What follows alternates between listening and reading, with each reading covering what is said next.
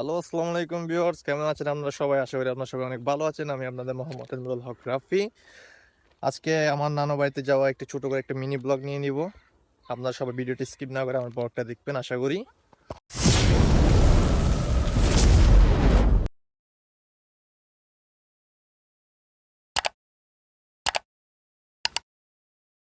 তো আমি যাব আপনাদের হাটহাজারী উপজেলার ভার্সিটি, চট্টগ্রাম ইউনিভার্সিটি। এখানে আমার নানু বাড়ি। তো এখানে শাওয়ার টানে এত শীত, ওইখানে আরো বেশি, যার কারণে আমি একটা জ্যাকেট, ভিতরে একটা শার্ট আর তার ভিতরে একটা গেঞ্জি পরে নিলাম। তো এখন ফার্স্ট অফ অল আমি চলে যাব এখন মুরাদপুর। মুরাদপুর থেকে একটা বাসে করে উঠে ফতেহাবাদ চলে যাব। ওইখান থেকে সিএনজি করে ডাইরেক্টলি ভার্সিটি গেটে চলে যাব।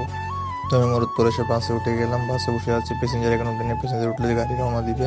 মুরাদপুর এসে দেখলাম এখানে এত যানজট, গাড়ি পাওয়া যাচ্ছে না। বছরের প্রথম দিন আজকে, তো গাড়িতে এত মানুষ থাকার কারণে আমি ভিডিও করতে পারলাম না। সবাই যখন নেমে গেছি একটা ভিডিও ক্লিপ নিয়ে নিলাম। তো বাসটা যাবে ফতেহাবাদ পর্যন্ত। আমরা ফতেহাবাদের খুব কাছাকাছি চলে আসছি। ফতেহাবাদ চলে আসলে আমি বাস থেকে নেমে যাব। তো ফাইনালি চলে আসলাম ফতেহাবাদ। এখন গাড়ি থেকে নেমে যাব। গাড়ি থেকে নেমে এখন একটা সিএনজি খুঁজতে হবে, সিএনজিতে উঠতে হবে। আর এটা হচ্ছে ফতেহাবাদ হাই স্কুল।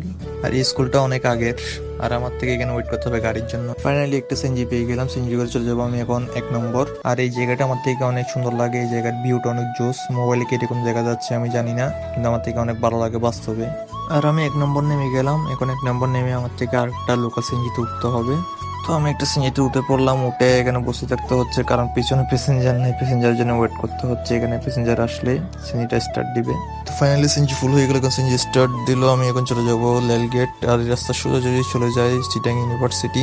আর আমি রেলগেট চলে আসলাম। আর রেলগেট এসে আমি আমার মেজো মামার দোকানে একটু বসলাম। এখানে বসে কিছুক্ষণ রেস্ট করে তারপর ঘরে যাব। তারপর অনেকক্ষণ বসলাম। এখন চলে যাব বাসায়। তো সোজা রাস্তা দিয়ে না আগে বাঁকা রাস্তা দিয়ে যাওয়ার অভ্যাসটা আমার, তাই পদ্মা সেতুটা পার করে আমাকে যেতে হবে। তো পদ্মা সেতু পার করে এখন চলে যাচ্ছি আমি আমার নানুর বাড়িতে। এখান থেকে যেতে প্রায় 5 মিনিটের মতন লাগবে। এখানে যেতে রেলওয়ে দিয়ে হাঁটতে হাঁটতে চলে যাব। আর আমি এখানে এসে আমার গায়ে অনেক ঠান্ডা লাগতেছে। জ্যাকেট পরা অবস্থাও দিন দুপুরে যে পরিমাণ বাতাস মারতেছে, এখানে হালকা বাতাস অনেক। ফাইনালি চলে আসলাম নানুর বাড়িতে। বাসায় এসে এখন একটু রেস্ট করবো, নাস্তা খেয়ে কিছুক্ষণ পর করে আবার বের হবো। আবার রেলগেটে যাবো, যাবো আমার দোকানে। এখানে বসে কিছুক্ষণ আড্ডা দিয়ে মামার সাথে আড্ডা দিব আর কি, সমস্যা কি। এখানে কিছুক্ষণ আড্ডা দিয়ে আবার রাতে চলে আসবো, খাওয়া দাওয়া দিয়ে ঘুমিয়ে যাবো। তো আমি চা নাস্তা খেয়ে এখন চলে আসলাম আমার দোকানে। এখানে বসে বসে আমরা বিপিএল খেলা দেখতেছি মামা আর আমার বন্ধুরা মিলে। তো এখানে কিছুক্ষণ বসে তারপর চলে যাবো বাসায়। তো এখন বাজে রাত 10:30।